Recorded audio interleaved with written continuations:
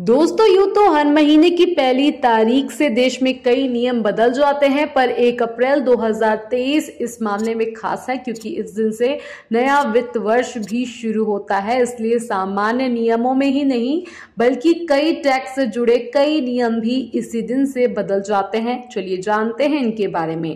वित्त मंत्री निर्मला सीतारमण ने इस साल जब फरवरी में अपना बजट भाषण पढ़ा था तब आयकर से जुड़े नियमों में व्यापक बदलाव का ऐलान किया था। ये सभी नियम इसी 1 अप्रैल 2023 से लागू हो जाएंगे।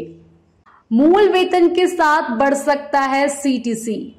सैलरी का नया नियम 1 अप्रैल से लागू होने जा रहा है। सरकार की नई वेतन संहिता के मुताबिक आपको हर महीने मिलने वाली पूरी रकम में वेतन का हिस्सा 50% होना चाहिए।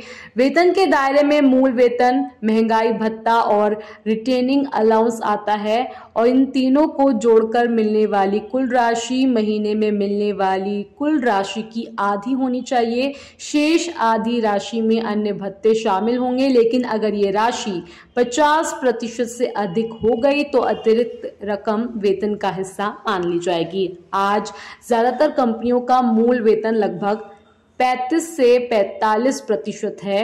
ये उनके लिए एक बदलाव होगा। नए नियम लागू होने पर आपके मूल वेतन के साथ साथ आपका सीटीसी भी बढ़ सकता है। एलटीसी योजना में छूट। पिछले साल कोविड-19 के प्रकोप के कारण केंद्र सरकार ने अवकाश यात्रा रियायत यानी एलटीसी योजना में छूट की घोषणा की थी। इस छूट ने केंद्र सरकार के कर्मचारियों को 12 अक्टूबर 2020 के बीच किए गए खर्चों पर आयकर लाभ का दावा करने की अनुमति दी थी। यात्रा खर्च करने के बाद 12% या अधिक की जीएसटी दर वाली वस्तुओं की खरीद पर 31 मार्च 2021 तक छूट ली जा सकती है। ये छूट 1 अप्रैल से लागू नहीं होगी। रिटायरमेंट की राशि बढ़ेगी। सैलरी के नए नियम से ग्रेच्युटी और पीएफ में योगदान बढ़ेगा, जिससे रिटायरमेंट के बाद मिलने वाली राशि में इजाफा होगा। ज्यादा सैलरी वाले कर्मचारियों की सैलरी में सबसे अधिक बदलाव आएगा। इसके चलते वो सबसे ज्यादा प्रभावित होंगे। पीएफ और ग्रेच्युटी बढ़ने से कंपनियों की लागत में भी वृद्धि होगी। उन्हें कर्मचारियों के पीएफ में ज्यादा योगदान देना पड़ेगा। इनसे कंपनियों की बैलेंस शीट भी प्रभावित होगी। पीएफ के मिलने वाले ब्याज पर टैक्स। 1 अप्रैल 2021 से 2,50,000 रुपए प्रति वर्ष से अधिक प्रोविडेंट फंड के लिए ब्याज टैक्स लगेगा।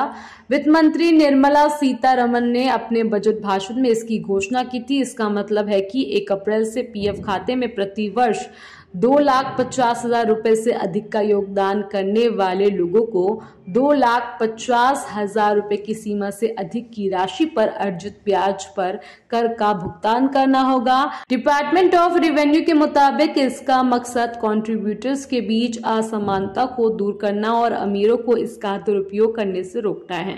बदलेंगे सोने की हॉलमार्किंग से जुड़े नियम।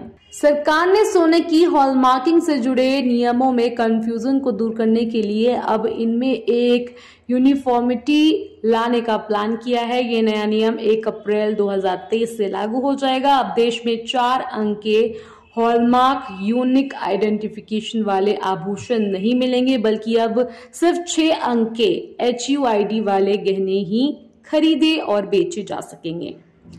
आधार पैन का लिंक होना जरूरी।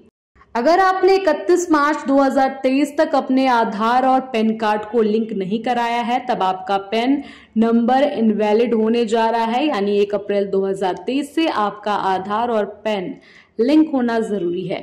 बढ़ सकते हैं रसोई गैस के दाम। आमतौर पर देश में हर महीने की पहली तारीख को एलपीजी गैस सिलेंडर के दाम बढ़ते हैं। कभी कभी सरकार ऐसा नहीं भी करती है, जैसा कि इस साल फरवरी में किया था। हालांकि मार्च में 14 किलो के घरेलू रसोई गैस सिलेंडर की कीमत 50 रुपए और कॉमर्शियल गैस सिलेंडर की कीमत 350 रुपए बढ़ाई गई थी। महंगी हो जाएंगी गाड़ियां। अगले महीने की पहली तारीख महंगाई लाने वाली भी हो सकती है। वजह नए उत्सर्जन मानकों के चलते कंपनियों की लागत बढ़ेगी, जिसके बाद वो अपने वाहनों की कीमत बढ़ा सकती है। हीरो मोटोकॉर्प्स ने अपने टू व्हीलर के मॉडल्स की कीमत 2% तक बढ़ाने का ऐलान भी कर दिया है। दोस्तों, इस खबर के जरिए आप जान गए होंगे कि 1 अप्रैल से क्या क्या बदलाव होने वाले हैं। फिलहाल इस खबर में इतना ही। बाकी खबरों के लिए देखते रहिए जनता की आवाज। जनता की आवाज YouTube चैनल को सब्सक्राइब करें, साथ ही बेल आइकन जरूर दबाएं।